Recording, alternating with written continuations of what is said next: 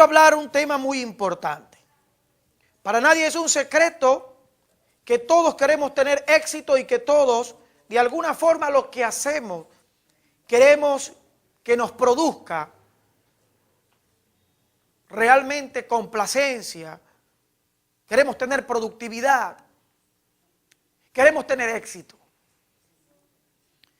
Pero hoy vamos a hablar un poco cuál es tu mayor preocupación, si lo temporal o lo eterno. ¿Cuál es tu mayor preocupación? Si lo que es temporal o lo eterno.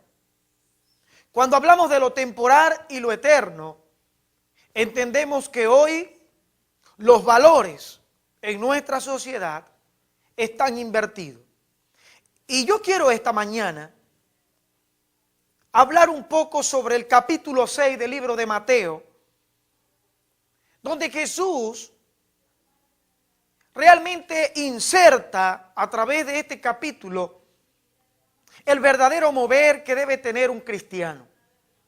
Todos somos cristianos, dicen las personas. Todos somos hijos de Dios. Pero yo quiero decirte esta mañana que un cristiano debe comportarse de donde se deriva la palabra cristiano. ¿Por qué somos cristianos? La palabra cristiano viene de Cristo. Somos seguidores de Cristo. Y todas las personas que profesen la fe en Cristo Jesús, sea católico, sea adventista, sea evangélico, yo quiero decirte que hay una forma en la que tú te debes conducir. Entendemos que nuestro país está saliendo en este momento de graves problemas que realmente en el escenario hoy podemos observar en todo el territorio nacional. Pero es importante también entender que Dios nos dejó principios y que no son principios temporales. Quiero poner un ejemplo entre lo temporal y lo eterno. Por ejemplo, nosotros hablamos aún de nuestra vida física. La vida del hombre físicamente en la tierra es temporal. Sin embargo, el ser humano no se acostumbra a que cuando pierde un ser humano, entendemos que es la ley. Toda persona, todos los que hacemos vida, todos en algún momento la muerte física va a venir a nuestras vidas. Sin embargo, entendemos que todos vamos a morir, pero sin embargo no aceptamos esa ley en nuestras vidas. Otra forma que podemos ver también es que en el mundo, en la sociedad, encontramos jurídicamente, hemos podido observar que en el marco del derecho, hemos visto que ha ido evolucionando a medida que la sociedad va evolucionando para que ella vaya de tal forma creando normas de convivencia en la sociedad, de tal forma que todos podamos hacer justicia y que nos hagan justicia. De tal forma hoy podemos ver que los logos de una empresa ya no es el mismo que tenía hace 10 años, 20 años, sino que los logos de las empresas han ido innovándose y han tomado otra figura. Encontramos aún en el aspecto físico también y material de su casa de repente tenía una ventana y ya no tiene esa ventana, sino que tiene una ventana corrediza, tiene otra clase de puerta, ya usted modificó su casa. Y quiero decirle que estas cosas son temporales. Ahora, el ser humano y la sociedad está más preocupada por lo temporal que lo eterno. ¿Por qué? Porque yo entiendo que es muy importante que usted arregle su casa, que usted tenga un carro de último modelo, que usted se ponga la ropa la más cara y de repente la más innovadora que puede estar en la sociedad o en el mercado en este momento. Pero sin embargo, el usar o vivir en ese contexto no te permite a ti seguridad en la eternidad. Por eso hoy yo quiero que usted entienda cuál es tu mayor preocupación, si lo temporal y lo eterno. Tenemos que aprender a poner nuestros ojos, nuestro esfuerzo en lo eterno. ¿Y qué es lo eterno? Me preguntaría usted a mí. ¿Qué es eterno? Bueno, lo eterno es Dios. Lo eterno es un reino de los cielos. Lo eterno es una vida eterna. Lo eterno es estar al lado de Dios toda una eternidad. Entonces esta mañana, el capítulo 6 del libro de Mateo, encontramos desde el verso 1 al verso 15, que dice lo siguiente: guardaos de hacer vuestra justicia delante de los hombres, para ser visto de ellos. De otra manera no tendréis recompensa de vuestro Padre que está en los cielos. Cuando pues des limosnas, no hagas tocar trompeta delante de ti, como hacen los hipócritas en las sinagogas y en las calles, para ser alabados por los hombres. De cierto os digo que ya tienen su recompensa. Mas cuando tú des limosnas, no sepa tu izquierda lo que hace tu derecha, para que sea tu limosna en secreto, y tu Padre que ve en lo secreto te recompensará en público. Pero sigue diciendo, y cuando ores, fíjese que aquí está hablando primero que tenemos que guardarnos de hacer vuestra propia justicia delante de los hombres, y habla cuando tú des, la palabra dar, cuando tú des. No tienes que hacer tocar ni trompetas, ni hacer mucha algarabía para que las personas, tus vecinos, las personas sepan que tú te has desprendido de algo y que lo has dado a alguien. Porque el hombre tiende muchas veces que a él le llena que la gente, lo externo, pueda posesionarlo sobre un estatus y decir fulanito, perencejo, es muy dadivoso, cuando los principios del reino, lo eterno del reino, dice que lo que tú haces en secreto, Dios lo ve en lo secreto. Dios no necesita que tú lo publiques. Dios no necesita que entres a una empresa de publicidad y que tú pregones a voz en cuello lo que tú has hecho, porque quiero decirte que lo que tú hagas en lo más íntimo, en lo secreto, Dios lo ve y te recompensará en público. Esa es en la posición de dar. Pero ahora dice, cuando ores, también dice en el versículo 5, cuando ores, no seas como los hipócritas, porque ellos aman el orar en pie en las sinagogas y en las esquinas de las calles, para ser visto de los hombres. De cierto os digo que ya tienen su recompensa. Mas tú cuando ores, entra en tu aposento y cerrada la puerta, ora a tu Padre que está en secreto, y tu Padre que ve en lo secreto te recompensará en público. Otra vez, el mismo principio que encontramos en el primero. En el dar, dice que cuando demos, no hagamos tocar ni trompeta ni platillo, que lo hagamos en secreto, que Dios que ve lo secreto te recompensará en público. Pero también cuando habla de la oración, habla de que cuando ores, dice que entres a tu habitación, cierra tu puerta y ora a Dios, que Él que ve en secreto que estás orando, te va a recompensar en público. Pero sigue diciendo, y orando, no uséis vanas repeticiones, como los gentiles que piensan que por su palabrería serán oídos. No hagáis pues semejante a ellos, porque nuestro Padre sabe de qué cosa tenéis necesidad. ¿Cuál es tu necesidad en este momento? ¿Cuál es tu afán? ¿Cuál es tu preocupación? Te pregunto, ¿estás preocupada por lo que está sucediendo en el país? ¿Estás preocupada por tantos acontecimientos que han habido en estos últimos días? Que han existido, que han pasado, que han acontecido. Yo quiero decirte esta mañana que si tú estás afanada, estás preocupada, lo primero que tú tienes que hacer, como dice la Escritura, es orar a Dios y Dios va a obrar de una manera especial. Pero la preocupación y el afán en nada a ti te ayuda.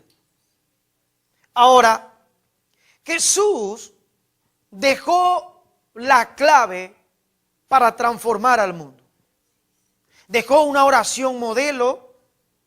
Y esta oración modelo en el versículo 9 dice: vosotros pues oraréis así: Padre nuestro que estás en los cielos, santificado sea tu nombre, venga tu reino, hágase tu voluntad como en el cielo, así también en la tierra.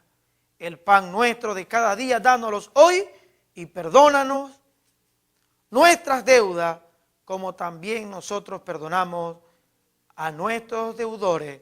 Y no nos metas en tentación, mas líbranos del mal.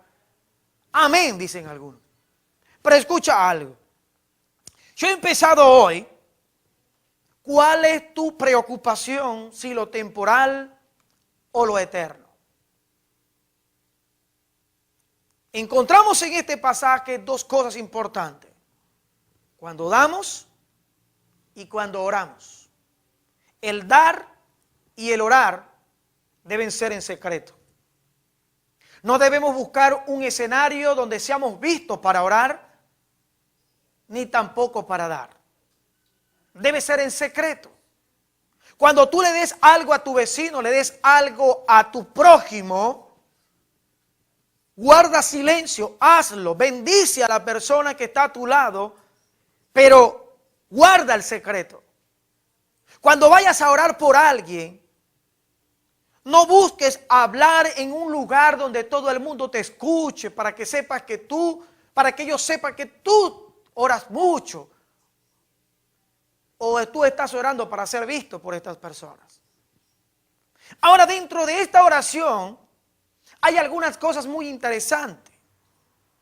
Padre nuestro que estás en el cielo.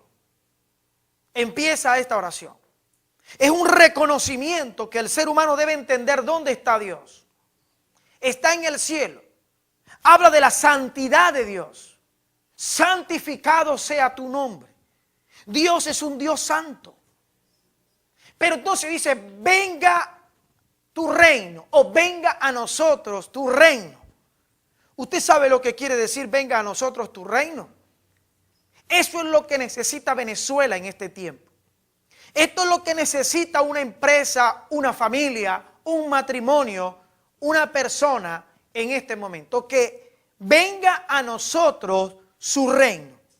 Cuando hablamos del reino, estamos hablando de un gobierno. Y el gobierno de Dios, que se hace en el cielo, cuando el ser humano trata de constituirlo en la tierra, entonces hay justicia, entonces hay equidad, entonces hay integridad.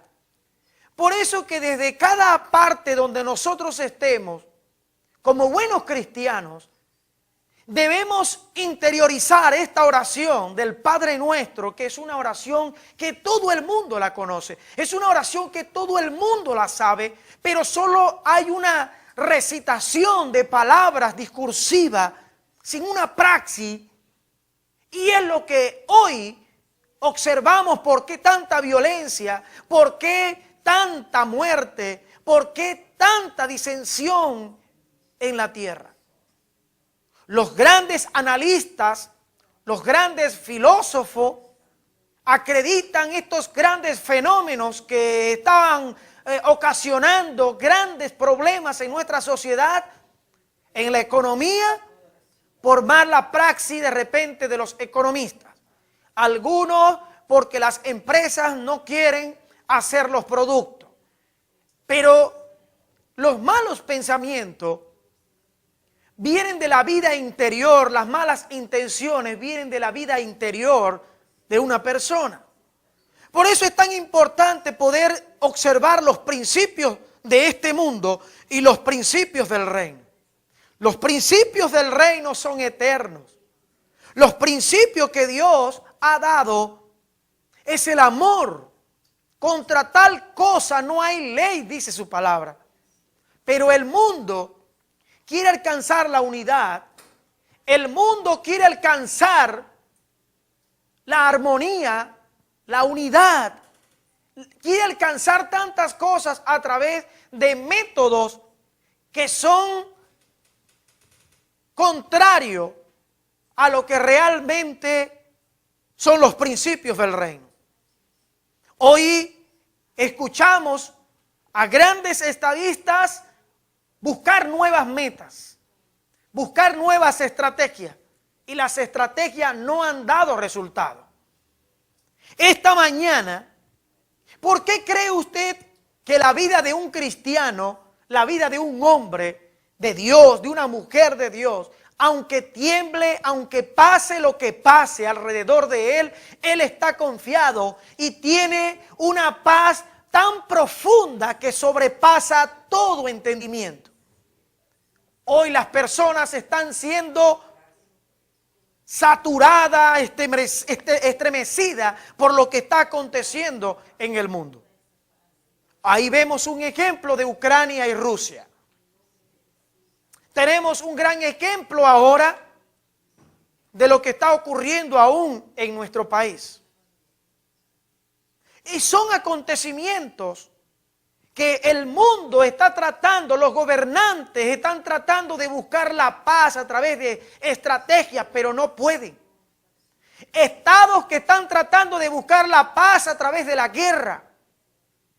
No importa asesinar, suicidar, matar a quien sea, con tal de hacer la paz. Y hoy yo quiero que tú conozcas a un Jesús que trajo una gran victoria sin un arma, sino con su vida.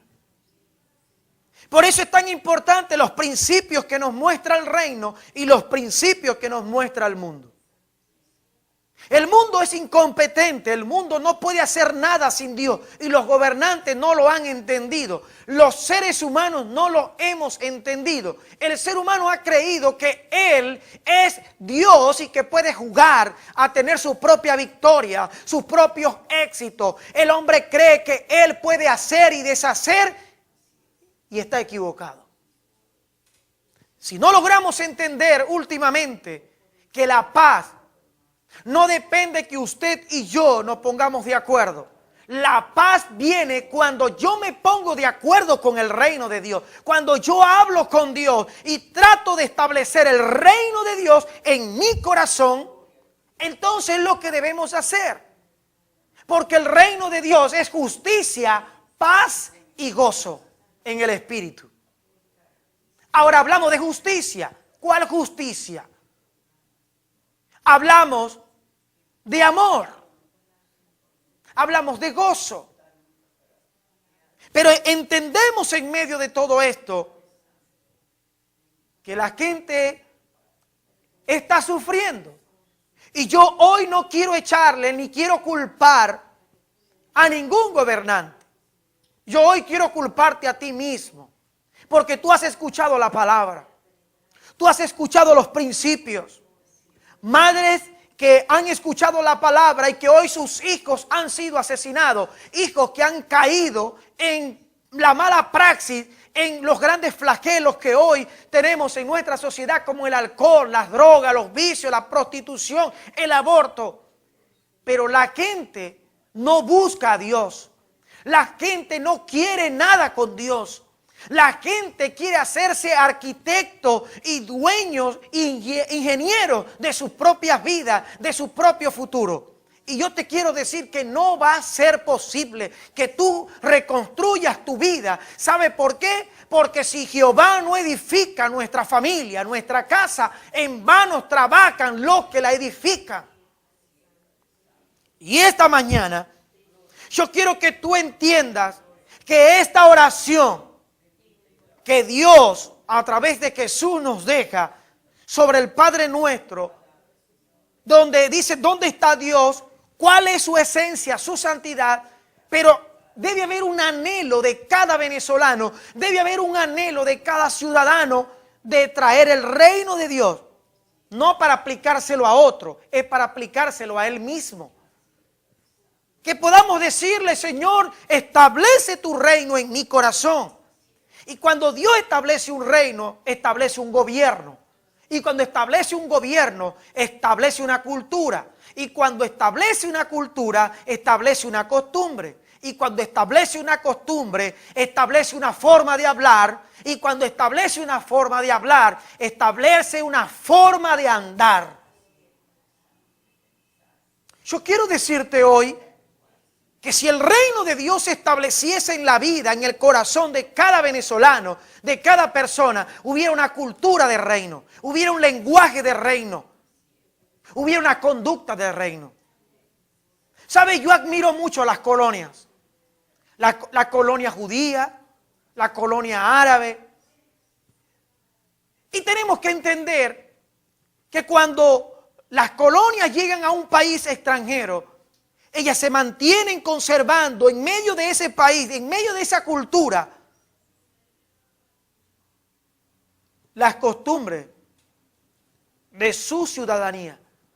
Y yo quiero decirle hoy a los cristianos, quiero decirle hoy a las personas que nos están observando, que nosotros somos una colonia de Dios en este mundo y que nosotros tenemos que conservarnos puros con nuestra identidad, que no es de esta tierra, no es de este mundo, sino del reino de los cielos. ¿Sabe por qué? Porque el reino de Dios ha sido establecido en nuestros corazones y si se ha establecido en nuestros corazones, somos una colonia de Dios en este mundo y tenemos que preservarnos en este mundo, manteniendo los principios, la cultura y la costumbre del reino de los cielos. Ahora no es posible en este tiempo observar que alguien profese ser cristiano, profese ser un hijo de Dios y su conducta sea contraria, no sea del reino de Dios. Entonces debemos entender de una vez por todas que Cristo ha venido a esta tierra para establecer el reino de Dios en la vida de cada persona. Juan el Bautista expresó estas siguientes palabras: arrepentíos y convertíos, porque el reino de Dios o de los cielos se ha acercado. ¿Y quién es el reino de los cielos? ¿De quién estaba hablando? Estaba hablando de Jesús. Estaba hablando que Él venía a establecer un reino diferente.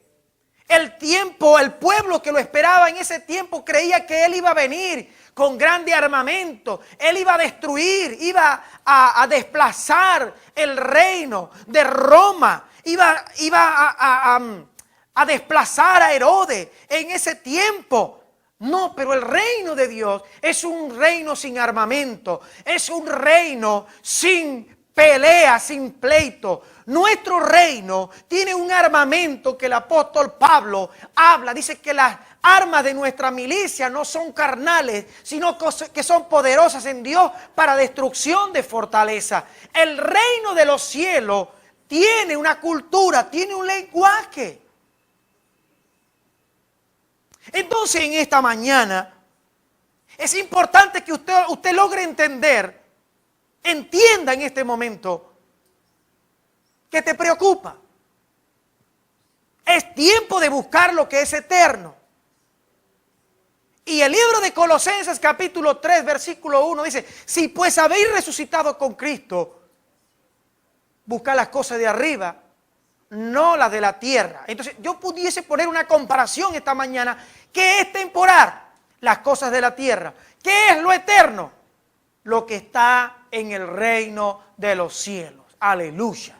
Gloria al que vive y reina para siempre. Vive Jesús, el Rey, para siempre. Entonces tienes que entender sobre qué estás preocupado. Es tiempo de buscar a Dios.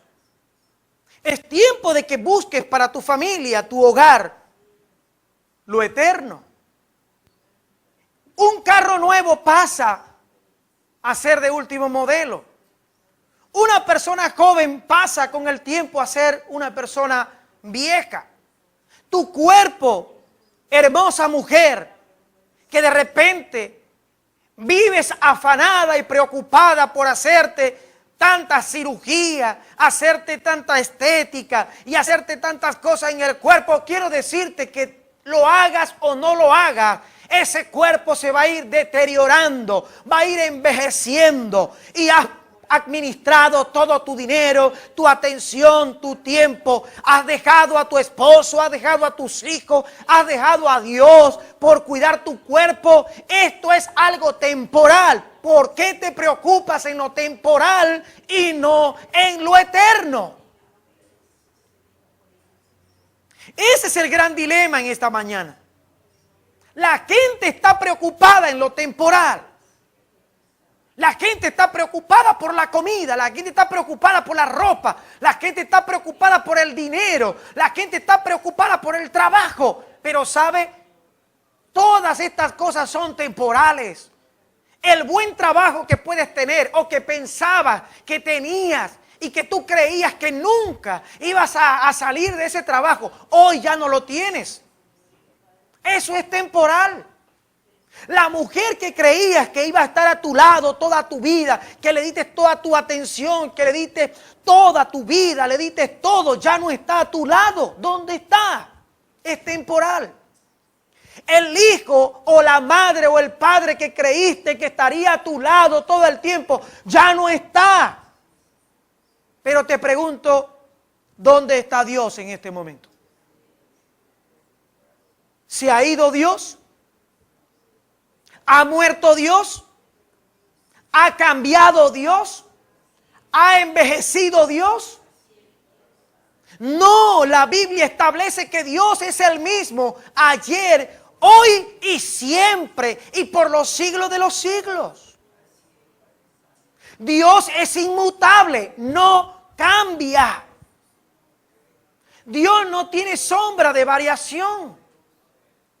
Dios no es hoy algo y mañana es otra cosa, no. Dios es inmutable, no cambia. No cambia. Entonces debes entender que Él sigue siendo el mismo. Entonces, ¿cómo tú vas a poner tu esperanza en lo temporal y no poner la esperanza en el Dios eterno? Yo creo que es tiempo que en este momento tú puedas actuar como actuó Marta. Como actuó Marta. Yo quiero darte una palabra más esta mañana. Quiero que vayas conmigo al Evangelio de Juan.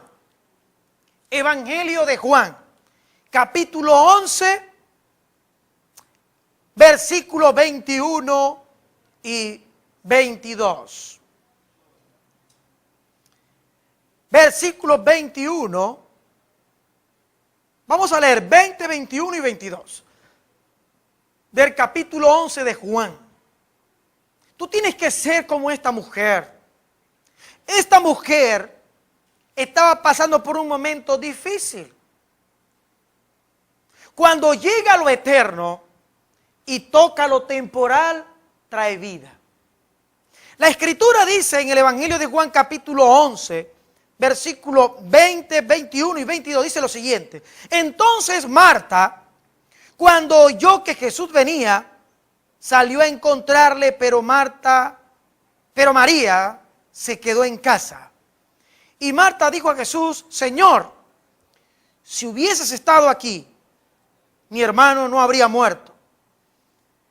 Mas también sé ahora que todo lo que pidas a Dios, Dios te lo da.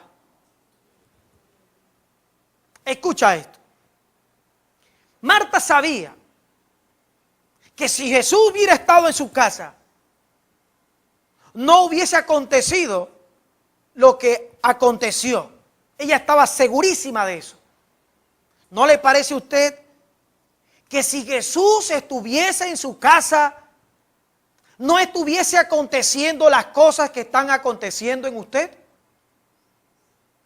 ¿Usted no cree que si Jesús estuviese en el corazón de todo creyente como tiene que ser, estuviesen pasando las cosas que están aconteciendo en Venezuela? No. Esta mujer estaba totalmente convencida de que Jesús es la clave de tenerlo en la casa para que las cosas empiecen a tornarse derechas y a ordenar los pasos de una familia, de una pareja, de una persona, de una ciudad, de un reino. A ti te desafío esta mañana a creer y expresar lo que dijo Marta. Yo sé que si tú hubieses estado acá, mi hermano Lázaro no hubiese muerto. Ahora, rapidito, para los que no conocen esta historia, el hermano de Marta, Lázaro, había muerto. Estaba enfermo y mucho antes Jesús se demoró en llegar a la casa. Pero cuando Jesús llegó, Lázaro ya había muerto. Ya no había nada de manera humana que hacer. Pero ¿qué quiero decirte y que escuches hoy? Para los que creen, todo es posible. Y si crees, verás la gloria de Dios. Marta no se quedó en el pasado. Marta trajo esa palabra al presente. Porque Marta, cuando expresó, dijo: yo sé que si tú hubieses estado aquí, mi hermano Lázaro no hubiese muerto. Pero esa mujer no se quedó lamentándose. Esta mujer no se quedó allí postrada. Esta mujer no se quedó en su pasado. Esta mujer no quedó pensando todo el tiempo deprimida por lo que había acontecido y que Jesús había llegado tarde. De repente tú estás ya perdiendo tu fuerza porque de repente el auxilio de Dios no ha llegado. Yo quiero decirte que el Salmo 121 dice: alzaré mis ojos a los montes, ¿de dónde vendrá mi socorro? Mi socorro viene de Jehová. Y hoy quiero que tú puedas pensar en que si Marta no logró quedarse en el pasado, si Marta no logró hacer una vida en el pasado y quedarse en el pasado y trajo una palabra en el presente que cambió el futuro, que cambió la muerte, que cambió la derrota, que cambió realmente la ruina, que cambió todas las cosas, una palabra que ella soltó de reconocimiento la trajo al presente. Y en este momento te llamo a reflexión. Trae una palabra del fracaso que tuviste en tu pasado y tráela al presente. Marta dijo esto: yo sé que si tú hubieses estado acá, mi hermano Lázaro no hubiese muerto. Pero también sé, dijo ella, que si tú pides al Padre, Él te responderá. Esa fue una palabra en el presente. Mas también sé ahora que todo lo que pidas a Dios, Dios te lo dará. Mire que ella habló de un pasado, si hubieses estado. Pero esta mujer no se quedó en el pasado, no se quedó en la muerte, no se quedó en la derrota, no se quedó en el estado depresivo, no se quedó allí. Esta mujer se levantó, esta mujer vino y trajo una palabra en el presente que transformó su futuro. Es tiempo que usted y yo podamos apropiarnos de lo eterno y dejemos de preocuparnos por lo temporal. Debemos preocuparnos por la palabra. La palabra de Dios es vida y cuando usted la suelta por su boca, cuando sale por su boca, ella transforma y trastorna tu futuro. Trastorna todo aquello que quieres cambiar.